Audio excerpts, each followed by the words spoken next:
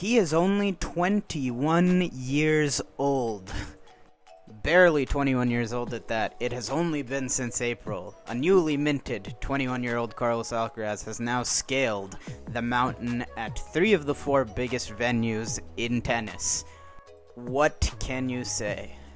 In what I think shouldn't be a controversial take at all, probably Carlos Alcaraz's worst of the 3 Grand Slam wins as far as his quality and his level of play.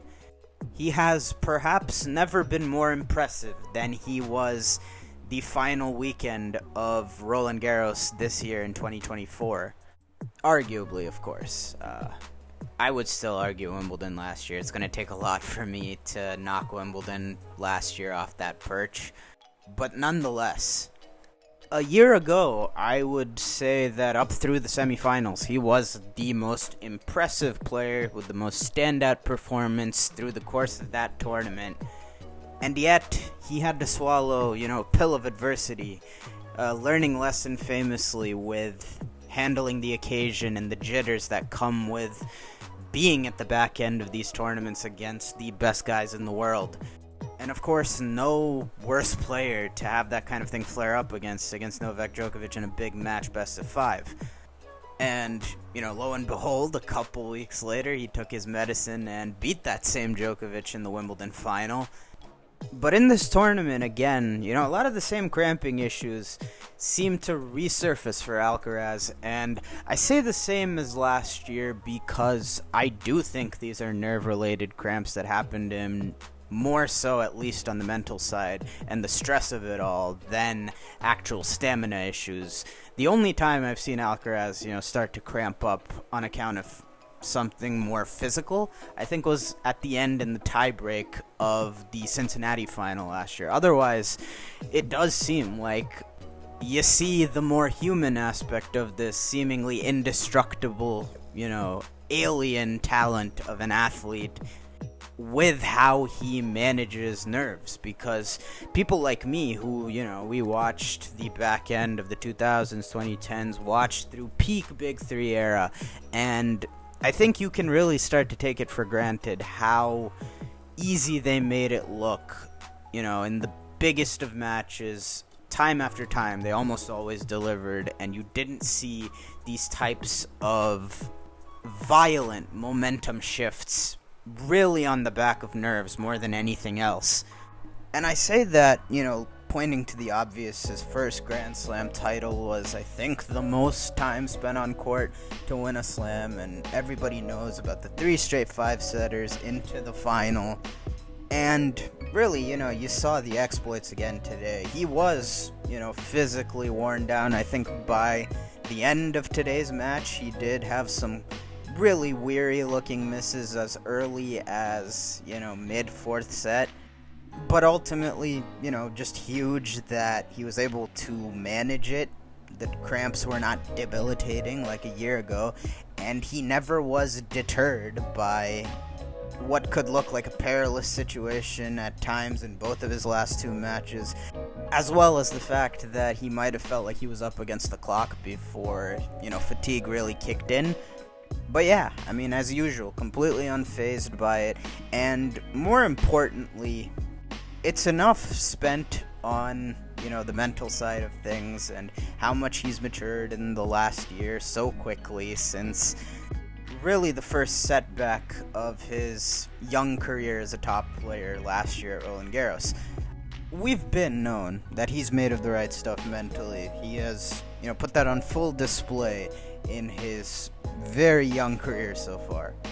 But what it comes down to really is in both of these last 2 matches, when he was up against it, when the chips were down against, really quality opposition that you can say really were on a level playing field with him, the separator for him really just ended up being the endless bag of creative shot-making talent he possesses. That was the X factor there. And, that might seem obvious, but again, much like the semifinal, for good portions of this match, it was scratchy qualities. Zverev started out super cold. I want to say his, stats after the first set were something along the lines of like 3 winners, 11 unforced errors, and, it made Alcaraz, he didn't really even have to play at the best of his abilities to get the stranglehold on the first. And then, obviously, as we've seen of this tournament, with his game style, it is, you ride a very thin margin between mind-bogglingly entertaining and sometimes befuddling decision-making. And as I touched upon during the semifinal, he has been especially streaky, even more than usual, this tournament, which I guess you can understand given how little matches he has played on clay as opposed to his typical clay tune-up, both between, gathering confidence early in the year at Golden Swing, which was also impeded by injuries, underratedly so this year, and then clay court season, where last 2 years he had been the guy having the most successful clay court seasons. But this tournament, even more streaky than usual. And second set, his game kind of fell to pieces. The game that he was broken, it was a flurry of unforced errors. And from that point on, Zverev really battened down the hatches and, displayed a lot of the trademark qualities he has when he's playing well.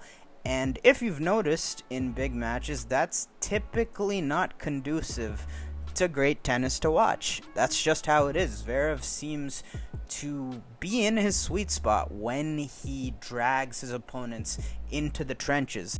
I've kind of felt for a while that, that's the crux of how successful his game is, because he's a very unique combination of a guy with groundbreaking power that doesn't really use it that much on anything other than his first serve and his backhand.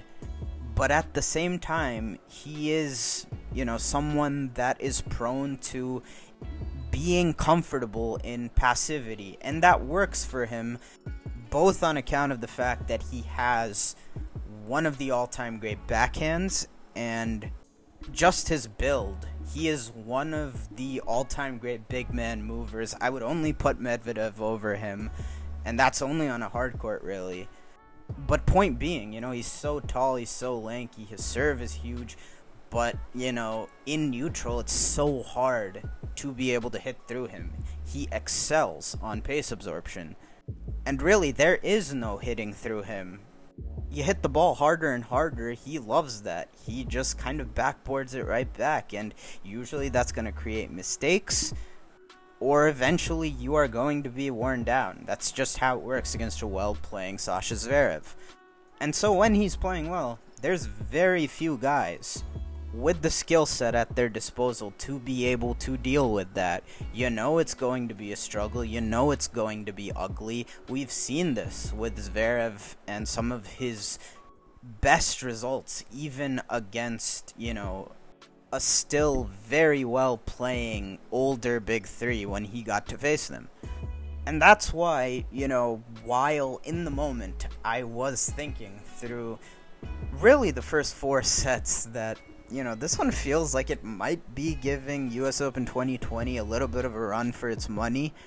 It's hard to really dog on it like that because, this has become the norm with Zverev. It is, a puzzle. It is one where, as Alcaraz said going into the match, you gotta love to suffer. And going into a match against a well-playing Zverev, you should know you're going to have to suffer because typical patterns of, exploiting most people's weaker wing in the backhand doesn't work against him. His backhand is one of the best of all time. Contrary to most guys, you can't disrupt it with height. He's such a big guy that, one, it's tough to get it up high for him, and he's very comfortable hitting through it from any position, really, whether it's throwing pace at it, whether it's getting him on the run, whether it's throwing height at him. So yeah, those are all things that started taking shape through the middle portion of this match. I said I believe he had 11 unforced errors through the opening set, but by the time we had gotten through set 3, and really after Alcaraz gave up the break, in the second set. After that, Zverev was a different player. He battened down the hatches. The, cheap unforced errors weren't coming from his side at all. And he actually started, really accelerating with his forehand, which is where you really gauge where Zverev's confidence is at, because typically he's content just sort of rolling that shot in. When things get tight, that is the shot that can break down. But, after he got a lifeline to get back into the match in the second, he really started looking, so dangerous in not really being bothered on serve. I know right after being broken, Alcaraz did make a push to try to get the break back, but after that, Sasha for a while was hardly losing points on serve. And going into the third, it seemed like, he was looking dangerous in a way that if Alcaraz didn't regroup, this could quickly be 2-1, and he could see it sort of snowball. Now, it didn't really end up happening like that, but as I said, 11 unforced errors through the first set, and he had 19 by the end of the third, so that just gives you an idea to how night and day, his play flipped from that sort of inflection point in the second where he got his first lead. And truth be told, a lot of people were saying that Alcaraz could rue that third set. And yeah, in the alternate universe where his body wouldn't have been able to hold out for a 2-1 comeback, definitely that would have been the moment to point to losing the 5 straight games from 5-2 up in the third. But to be completely honest, I do think the better player won that set, because Alcaraz kind of steadied himself, but he still wasn't playing great to build up that 5-2 lead. He played one really inspired game to break at 3-2, but it was he that was being pushed harder to hold on to his serve both before and after that break at 3-2. But sandwiching that break were 2 really tough holds, I think both having deuce both before and after that game where Alcaraz broke. The second of which, to get to 5-2, he had to save, I think, at least 3 break points, lengthy game, and he was kind of lucky to get out of it with a hold. Nonetheless, I think the biggest tell with Alcaraz being compromised, really from this point on, was in his serve. Seemed like elevation was lacking a little bit, explosiveness was lacking a little bit, in the serve especially. And that kind of seeped into movement, it felt like, as well, a little bit. And Zverev has to be one of the worst opponents to play when, you're not at 100%. As I said, well playing Zverev is going to make you work so tremendously hard. And, you need to go in with the acknowledgement that you're going to have to suffer a bit to get over the finish line and put him in the positions where he might get tight and cough something up to you. And of course, the flashpoint here was the 5-3 game. I did feel like it was kind of confusing. I didn't know what Alcaraz was trying to accomplish twice in that game, approaching to the Zverev backhand, literally his best shot, and he loves pace. One of the points, he tried serve volleying into the backhand with a lot of pace and not much accuracy, and Zverev kind of just rocketed it back at his feet, forced the half volley miss, and then, of course, on breakpoint, he clocked a forehand on a third ball off a pretty good serve, and it was right into the Zverev backhand, and he pulled off an absolutely excellent pass. Went cross behind Alcaraz. You could tell at the back end of that set, even though Carlos actually put in some really good resistance, that I think kind of helped settle him going into the fourth. Stemmed the tide a little bit, I think, saving a set point and getting all the way to a break point to potentially send it to a breaker. But ultimately, Sasha found the winning first serves in that game. Ended up closing out the set with a tremendous rally where he gave Alcaraz the runaround. And, ultimately closing the set like that. It did feel like this might be a bigger uphill battle in the moment. at least in my view, than heading into the fourth in the center match, just because I felt like Sasha looked physically fresher than Yannick did at that point, but then sort of backed into this corner. That is where the Alcaraz forehand stepped up and was large and in charge the rest of this match. Best shot on the court by a country mile for good part of the remaining 2 sets. Fourth set, he got it going with the initial pass at 15-all in Zverev's first service game, down 0-1. It seemed like Sasha mistimed his jump on that particular ball, but it also kind of kick-started this comeback. Got the crowd involved, got them out of their seats, and a couple points later for the break, Alcaraz uncorks an unreal banana shot pass, forehand up the line, and yeah, I mean, he was firmly back in it at that point, and you did expect him to make a push as early as he could whenever he got the opening, and it came right at the start of the fourth and kind of set the tone the rest of the way. He'd been super streaky all tournament long. You did expect another hot streak to come his way. Dude's already such a tremendous fighter. You have to be. All these peaks and valleys he'd been facing this tournament, but always unfazed and always willing to provide the resistance when he's backed into a corner. I did also really like, from that point on after breaking, he really started directing balls with air at the Zverev forehand in attempt to make him generate his own pace. And I do think that tactic, planted enough of a seed in Zverev's mind with a couple of wobbles off that wing in the fourth to where it felt like he was hitting it with less conviction as we went on. There were still some struggles at the back end of this set, but that's what an insurance break will do for you. Carlos sprinted out to that 4-0 lead in the fourth. Nearly 3 straight breaks after that. The 4-1 game, I think, being the best example after Sasha had recovered one of the 2 breaks.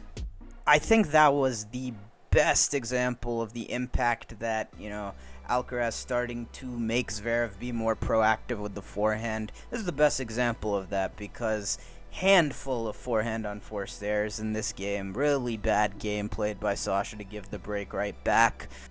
Most notably, a easy third ball forehand that he basically fluffed into the bottom of the net. Made it 5-1. There was a struggle in the 5-1 game as well. Alcaraz saving 3 more break points to send it into a 5th, which by now I'm sure all of you know is pretty much his comfort zone. Moves to 11-1 after today in 5th sets. So knowing all that, and very recent success in high-profile 5th sets, you knew it was advantage Alcaraz heading into the 5th, regardless of him, potentially hurting a little bit. But regardless, I mean, 1 set for a slam title, really a no-brainer with whose mentality you're rolling with here. I mean, we have been here before with Sasha Zverev against a seemingly, compromised opponent in the 5th set of a Grand Slam and not being able to consolidate. And listen, Zverev did not give this away by any means, but definitely over the last 2 sets, it felt like for a good part of it, he played not to lose, and his opponent played to win. I made a video way back in 2021. It's kind of just how Zverev works, right? He seems to go as scoreboard pressure goes. The closer he is to the finish line typically, the more prone he's going to be to passivity, and listen, he has done a tremendous job to cut down really on how many second serves he hits in general. Doesn't give himself the chance to allow those second serve demons that plagued him so much early in his career to be a factor. But when he does have to hit second serves under pressure, it still does kind of rear its ugly head. And as I've mentioned before, with the other guy, it's the opposite. The closer we get to the finish line with Alcaraz, there is no holding back. On the contrary for him, the bigger the moment, seemingly the more likely he is to be the best version of himself. But yeah, I mean, That was one thing. The other, it felt like the lack of experience of having been there, done that, and actually crossed the threshold of winning a major did seem also to veer its ugly head in for Sasha as well, because the initial breakthrough in the fifth set, the 1-all game, was as much self-destruction in a match of this stature as you will ever see. And I think the cruel part about it is Zverev's grown to be a much more competent, improved volleyer as his career has progressed. And man, if you go point by point, first point of the game, he has Alcaraz stretched out on a backhand. Carlos had pretty much given up on the point. All Zverev had to do was find any type of down-the-line volley, and he bricked it long. Next point, great first serve. He follows it into net. And this is a look at a volley where even if he doesn't hit the winner off of it, he's in a spot where if he makes contact, it's like 99% he's going to win the point. But he hits it into the net, and adding insult to injury, right after that, hits one of those, you could feel it the moment he missed the first serve, double faults. And the damage was done right there. Just a horror show of a game, broke into 15. Obviously, next game comes around and he has his chances. Love 40 to get back on serve right after. That on the back of two Alcaraz gifts. One, a missed drop shot where he had Zverev at his mercy on a third ball forehand. Another where he set up the point beautifully, long rally, and he just pushed a short ball forehand at the end of it wide. And we're going to get to 1540, of course. I know that is a big talking point as well after this final. But Alcaraz, again, I don't want it to get lost. Just how proactive he was, how much he forced this to be on his own terms for the rest of this match. Because Love 40, he hits this almost half volley, short angle forehand, sets him up for an easy put away. 1540, obviously Hawkeye shows the ball was millimeters out on an Alcaraz second serve that would have doubled and gotten us back on serve in the fifth. Tough break for Sasha, I would say. I don't know if there's like any way of knowing 100%, just given, the accuracy issues that have been brought up in the past with Hawkeye on clay. So who knows there, because even with the miss, it was literally by a couple of millimeters. But you would have to say, tough break for Sasha, just because it was an umpire overrule. The initial call was out. But, I guess he just had to take it on the chin. In press, he was a good sport about it. He said it is what it is. He still had 3 more break points in this game. The next one on the replay, the point, was a great defensive save by Alcaraz. Zverev unable to find a backhand up the line. And then a third ball forehand by Alcaraz that he just went bombs away on 30-40. Really, case of fortune favors the brave, and it was a line-licking forehand. Of course, at deuce, one of the points of the match with Alcaraz, crazy scramble drill, just throwing up lob after lob. Zverev and eventually able to finish it off and get a fourth look at a break point. That too fended off serve volley, and Zverev, he did have a look at the pass on the backhand. It was a kicker out to the Zverev backhand, which is a return that he's very comfortable hitting, but he just netted it. And yeah, as I said, that's pretty much the story of these last 2 sets, is fortune favored the brave. It wasn't the end of his suffering on serve. Another lengthy deuce game to follow it up where he had to save another break point, did so with a, serve volley, plucked away the volley for a winner. End of this 3-2 game, one of the deuces, I do want to, question what the hell was Zverev thinking here.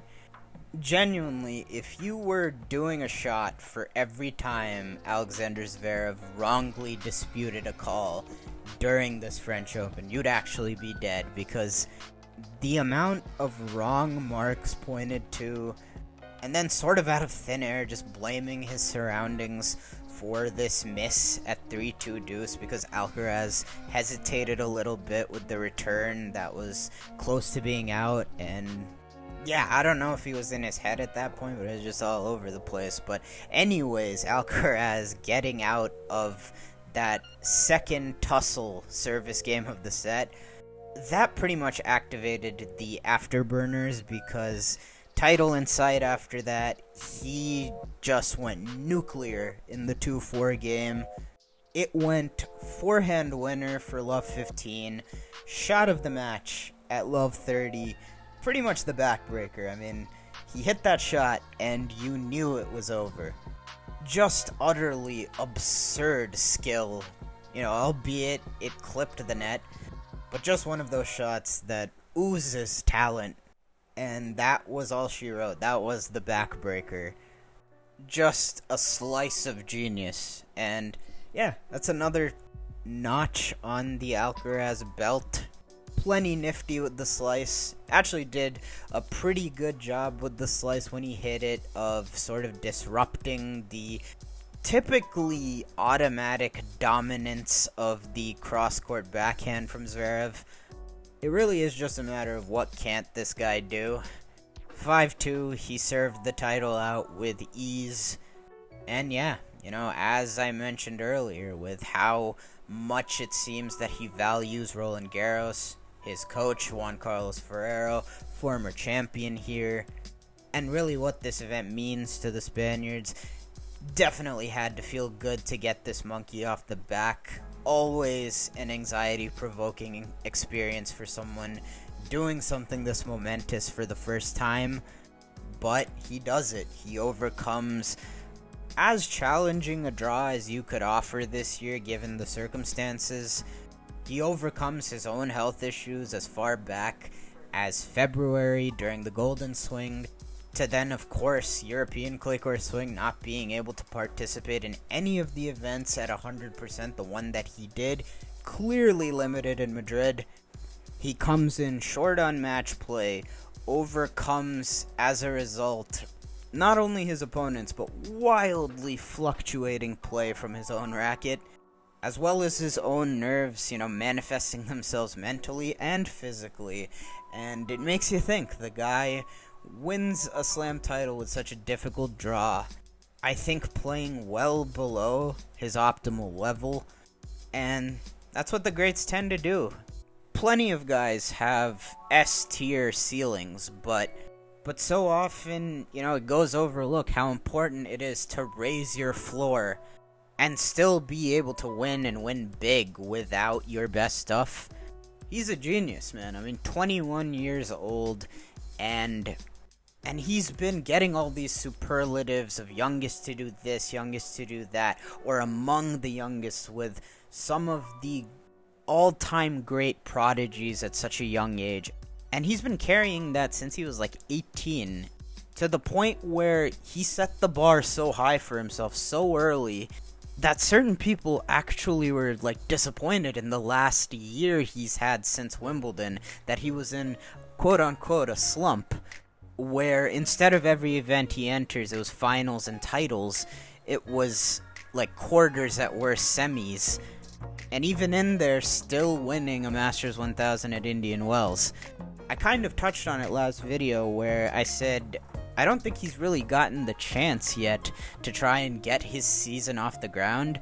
Disappointing loss in Australia for sure, but not much of a sample size other than that. Indian Wells obviously hurt Golden Swing, hurt clay court season, and yet now in one fell swoop his season can be considered a success, and he's back to hoisting up major trophies not even a year after said supposed slump began.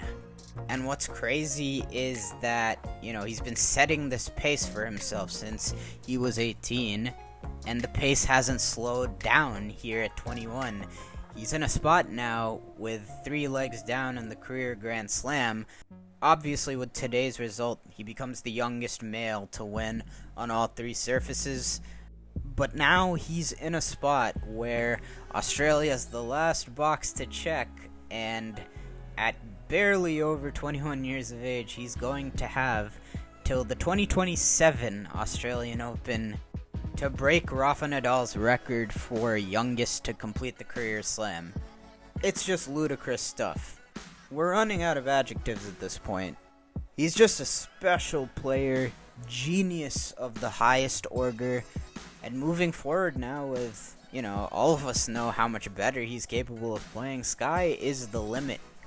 And a big salute to Carlos Alcaraz for pulling off what he did this fortnight.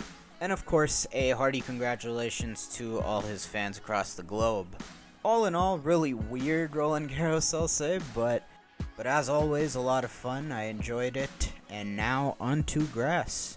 If you made it this far, though, thank you so much for watching. I hope that you enjoyed. If you did, it would be much appreciated if you could drop a like. Helps this video perform better in YouTube's algorithm, and also subscribe to the channel if you're not already. Thank you all again so much for watching, and of course, I will see y'all in the next one.